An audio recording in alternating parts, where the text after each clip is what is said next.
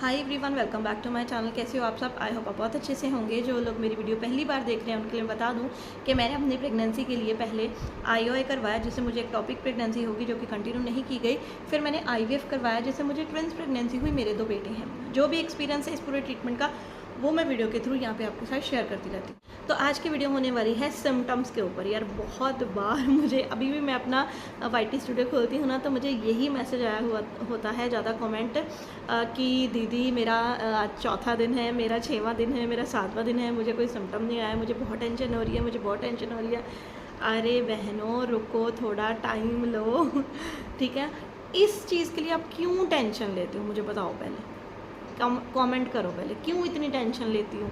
अगर मैं आपसे बात करती हूँ, अगर आप लोगों को मैं कहती हूँ, बार बार मैं अपनी वीडियोस में कहती हूँ कि हर एक की बॉडी सेम नहीं होती है।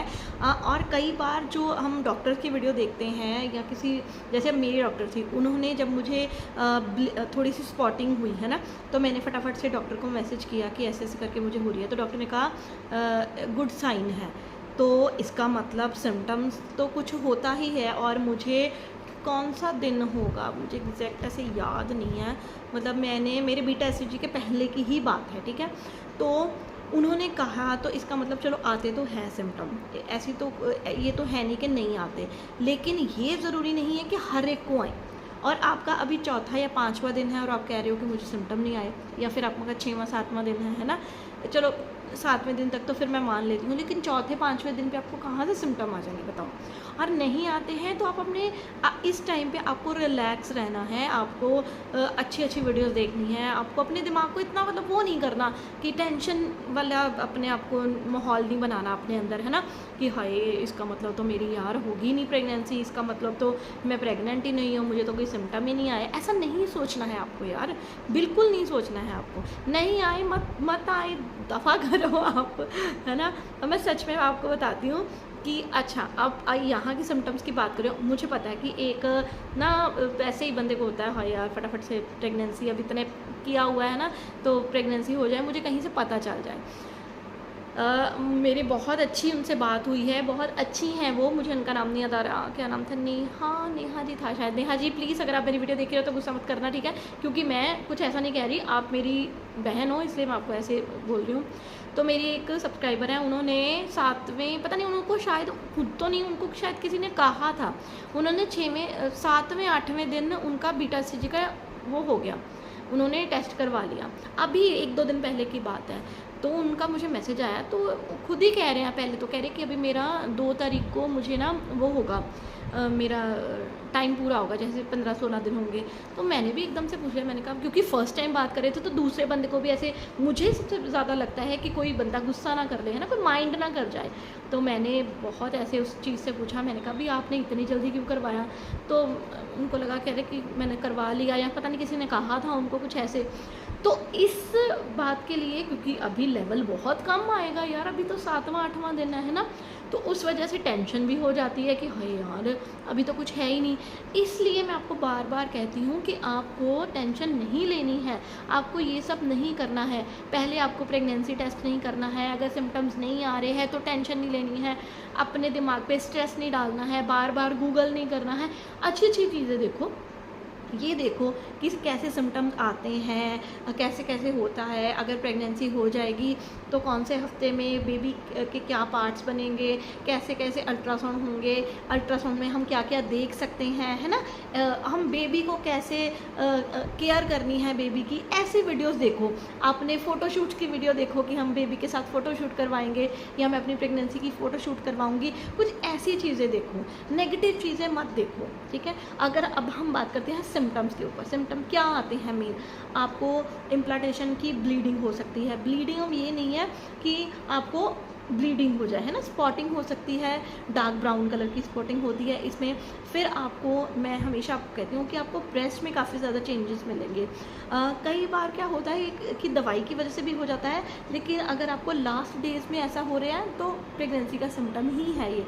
आपको ब्रेस्ट हैवी लगेगी, आपका जो ब्लैक वाला एरिया होता है वो थोड़ा फैल जाएगा, ठीक है। आपको जैसे मुझे था, मुझे सांस बहुत ज़्यादा चढ़ने लगी थी, बहुत ज़्यादा सांस चढ़ती थी मुझे।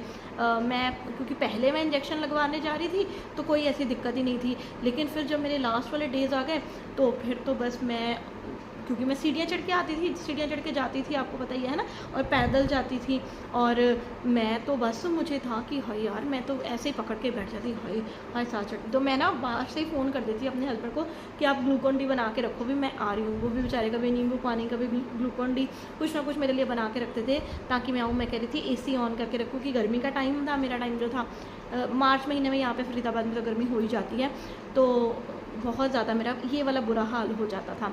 और क्या हुआ था मेरे साथ, मेरे पेट के नीचे वाले हिस्से में दर्द होती थी, वो क्रैम्प्स जैसे होते हैं ना कि हमें पीरियड्स वाले थोड़े, लेकिन इतने हाई नहीं थे, ठीक ठीक मुझे क्रैम्प्स होते थे, सांस चढ़ती थी, इम्प्लांटेशन की मुझे ब्लीडिंग हुई थी, स्पॉटिंग हुई थी, और साथ में मेरे ब्रेस्ट हैवी हुआ था, और जो निपल का एरिया है वो ज़्यादा बड़ा सा हो गया था, है ना, तो कलर भी उसका काफ़ी ज़्यादा ब्लैक हो गया था, बहुत ज़्यादा ब्लैक हो गया था।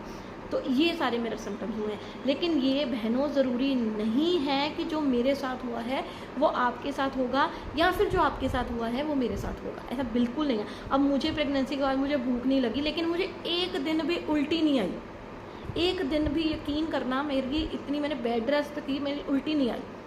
और एक लड़की और थी, मतलब जब मेरी प्रेगनेंसी हुई थी तब उसकी डिलीवरी हुई थी, उसके भी 2 बेटे हुए थे।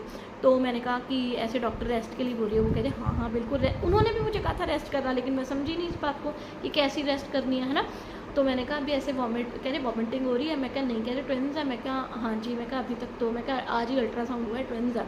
तो कह रहे कि शुक्र है नहीं हुई आपको वॉमिट, नहीं तो कह रहे मेरा तो 3 महीने जो था वो बस वॉमिट में ही निकले थे, कि मैं जो खाती थी निकल जाते थे। आप सोचो जब हम कई बार बीमार वगैरह होते हैं, हमें एक ही उल्टी आती है तो हमारा क्या हाल हो जाता ना यहाँ पे।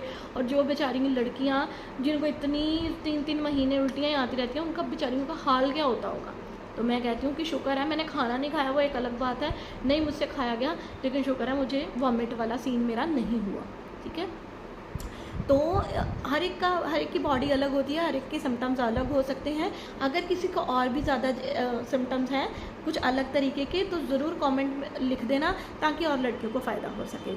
तो आई होप मेरी इस वीडियो से आप थोड़ा सा समझोगे, इस टाइम पे जो 14-15 दिन है, इस टाइम पे अपने आप को शांत रखोगे, अच्छी वीडियोस देखोगे, और मेरे चैनल को तो आप देखते ही रहते हो, और इसको शेयर ज़रूर करोगे। तो चलिए मिलती हूँ आपको अपनी अगली वीडियो के साथ। अगर कोई क्वेश्चन हुआ तो कमेंट कर देना। ध्यान रखिए एंड बाय बाय।